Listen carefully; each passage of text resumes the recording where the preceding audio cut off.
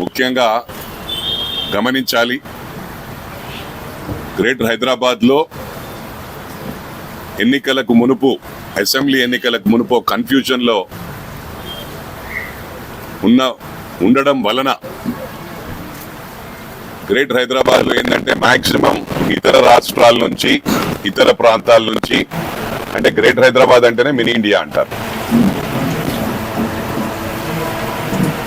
వాళ్ళందరూ కూడా ఎట్లయినా రూలింగ్ బీఆర్ఎస్ పార్టీ వస్తుంది, మళ్ళీ వీళ్ళు ఇబ్బందుల పాలు చేస్తారు, ఎందుకు వీళ్ళతో గొడవలు, మేము పీస్ఫుల్ గా ఉన్నాం అని చెప్పి అందరూ బీఆర్ఎస్ సపోర్ట్ చేయడం జరిగింది.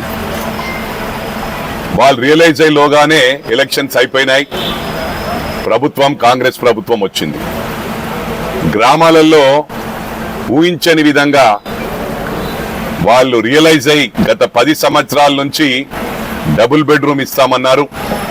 అదేవిధంగా దళిత బంధు మొక్కుబడికి ప్రతి నియోజకవర్గానికి 100 దళిత బంధులు, అదేవిధంగా బీసీ బంధు, అదేవిధంగా మైనారిటీ బంధు, అంటే హైబాష్కు తప్ప దేనికి పనికిరావు. ఒక్క నియోజకవర్గంలో మెదక్ కాన్స్టిట్యున్సీ కానీ, దుబ్బాక్ కానీ, సిద్దిపేట కానీ, అదేవిధంగా మేడ్చల్ అయితే దాదాపు ఒక 300-400 గ్రామాలు ఉంటాయేమో. ఎన్ని మున్సిపల్ మొత్తం? 7 మున్సిపాలిటీలు, 3 కార్పొరేషన్లు, 5 మండలాలు. 7 మున్సిపల్లు, 3 కార్పొరేషన్లు, 5 మండలాలు. అంటే ఎవరిని సాటిస్ఫై చేస్తారు? ఒక 3-4 గ్రామాలకు, ఒక 3-4 డివిజన్స్ కు ఒక దళిత బంధు కూడా ఇయ్యలేదు.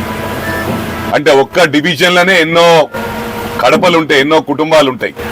మినిమం 100, 200, 300 కూడా ఉన్నాయి. బీసీలు అయితే 500 కడుపు ఉంది. అంటే వారు కొంతమంది చెప్పేది ఏంటంటే వారి కార్యకర్తలకే ఇచ్చుకున్నారని. వాళ్ళ కార్యకర్తలకు ఇస్తే ఇలా పార్టీ ఎందుకు ఖాళీ అవుతుంది? అంటే వాళ్ళ కార్యకర్తలకు కూడా ఇచ్చుకునే పరిస్థితి లేదు. ఓన్లీ ఐవాష్ కోసం చెప్పుకోవడానికి తప్ప ఇంకొకటి లేదు. 10 సంవత్సరాల నుంచి ఇగో డబుల్ బెడ్రూమ్, ఇగో డబుల్ బెడ్రూమ్ అని. మరి ఇవాళ ప్రచారంలో, గతంలో కూడా అసెంబ్లీ ప్రచారంలో పోయినప్పుడు ఏ గ్రామానికి పోయినా, నేను మెదక్, మల్కాజిగిరి 2 తిరిగిన, ఏ గ్రామానికి పోయినా ఇందిరా మిల్లు తప్ప డబుల్ బెడ్రూమ్లు ఎక్కడ లేవు. గతంలో ఇందిరాగాంధీ గారు ఉన్నప్పుడు ఇచ్చిన డబుల్ బెడ్రూమ్లు తప్ప డబుల్ బెడ్రూమ్లు లేవు. ఇవి గమనించాల.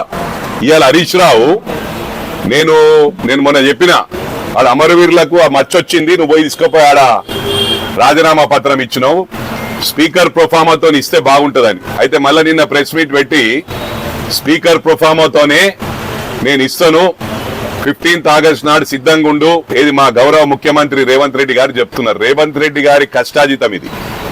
ఇలా ప్రభుత్వం వచ్చిందంటే వారు ఎన్ని ఇబ్బందుల పాలు పడ్డాడో మీడియా సోదరులకు, ఎలక్ట్రానిక్ మీడియా సోదరులకు తెలంగాణ ప్రజలందరూ కూడా గమనించింది. కూతురు పెళ్లి కూడా ప్రశాంతంగా చేసుకొనియలే, ఎన్నిసార్లు జైలుకి పంపించిండ్రో ఇవన్నీ గమనించాలా. ఇవాళ గౌరవ ముఖ్యమంత్రి గారు సిద్ధంగా ఉన్నారు, మాటకు కట్టుబడి ఉంటాడు. ఇవాళ ముఖ్యంగా గమనించవలసింది ఏంటంటే ఫోన్ ట్యాపింగ్ లో రాధాకృష్ణ డీసీపీ గారు కూడా చెప్పడం జరిగింది, అప్రూవల్ గా మారిండు. ఇదంతా మాజీ గౌరవ ముఖ్యమంత్రి చెప్తేనే మేము చేసినామని చెప్పి. ఇలా కేటీఆర్ గాని, హరీష్ గాని, కేసీఆర్ గాని అరెస్ట్ కావడానికి సిద్ధంగా ఉండండి. మా గౌరవ ముఖ్యమంత్రి గారు రిక్వెస్ట్ చేస్తా ఉన్నా, మనం అరెస్ట్ చేయకపోతే మనం ఏదో ఇదవుతున్నాం అనుకుంటారు, వాళ్ళని అరెస్ట్ చేయాలి, తప్పకుండా వీరు ముగ్గురిని అరెస్ట్ చేయాలని చెప్పి కూడా నేను విజ్ఞప్తి చేస్తా ఉన్నా మా గౌరవ ముఖ్యమంత్రి గారికి. మరి అదే విధంగా ఇవాళ హరీష్ రావు స్కామ్లు ఎన్నున్నాయో సిద్దిపేట ప్రజలకు తెలుసు. అంటే మొత్తం రాష్ట్రం అంతా స్కాములు చేసిండ్రు. సిద్దిపేట ఉదాహరణకు తీసుకుంటా, రంగనాయక్ సాగర్ లో ఏదైతే ఇరిగేషన్ స్థలం ఉందో, ఇరిగేషన్ స్థలం బెనామీల పేర్ల మీద చేయించి వాళ్ళ పేర్ల మీదకి వెళ్ళి ఈయన పేరు మీద చేసుకున్నాడు.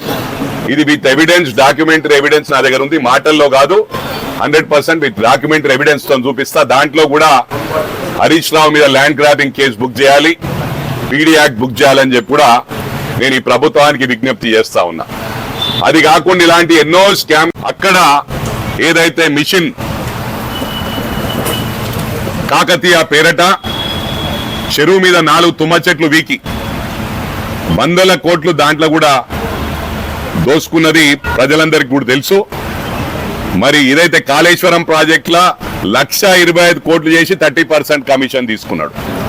మరి ఇదే కాకుండా ఇంకొకటి నేను పర్సనల్ గా విజ్ఞప్తి చేస్తా ఉన్నా మా గౌరవ ముఖ్యమంత్రి గారికి, ఏదైతే కొల్గూరు ఉందో గజ్వెల్ మండల్లో ఆ గ్రామంలో కొల్గూరు గ్రామాన్ని 2.5 years బ్యాక్ నేను దత్తకు తీసుకుంటానని దత్తకు తీసుకొని దళితులై పేదవారి 2 సంవత్సరాలు అవుతుంది 32 ఇండ్లు కూల్చేయడం జరిగింది.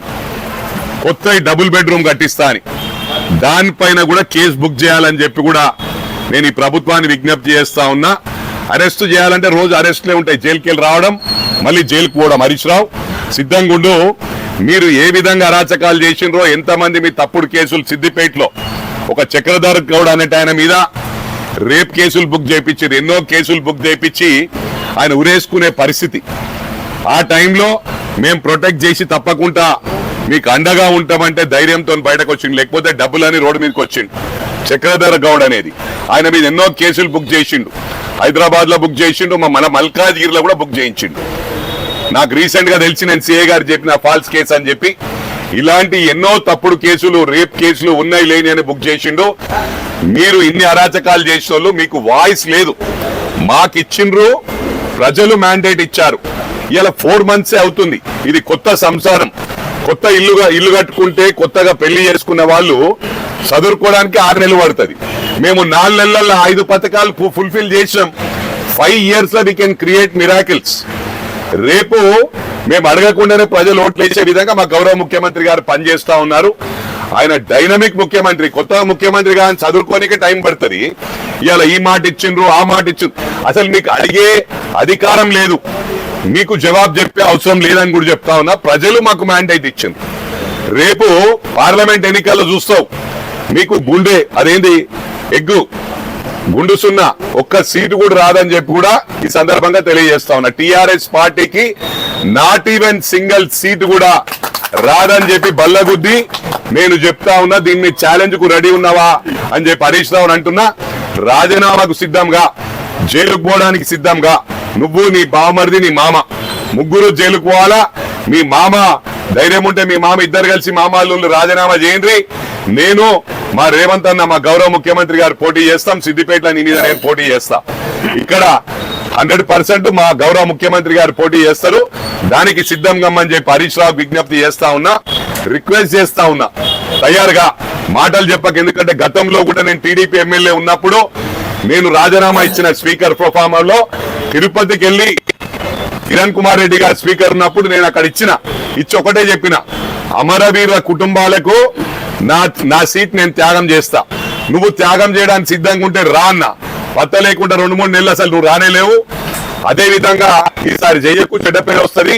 నీకు మంచి పేరుంది, నీకు అదే మంచి పేరుందని నీకు నేను ఏ విధంగా నేను చెప్తున్నా, మంచి పేరు ఉన్నట్టయితే నువ్వు వెంటనే 15th August నాడు రాజీనామా చేయి. నీ మీద నేను పోటీ చేయడానికి సిద్ధంగా ఉన్నా. మొన్న దొంగోట్లు చేసి గెలిచిండ్రు. మైనంపల్లి హనుమంతరావు అనేటోడు తెలంగాణ ఉద్యమం టైంలో మెదక్కి 2 సార్లు గెలిచిన. ఇవాళ హ్యాట్రిక్ 3వసారి నా కొడుకు గెలిచిండు. నువ్వు అనుకోవచ్చు ఇక్కడ మల్కాజిగిరిలో ఓడిపోయిందని. నేను 3 సెంచరీలు కొట్టిన. ఒక దాంట్లో డక్అవుట్ అయినంత మాత్రాన ఫీల్ అవుతాను కాదు. గవస్కర్ కూడా డక్అవుట్ అయిండు, సచిన్ టెండూల్కర్ కూడా డక్అవుట్ అయిండు. నేను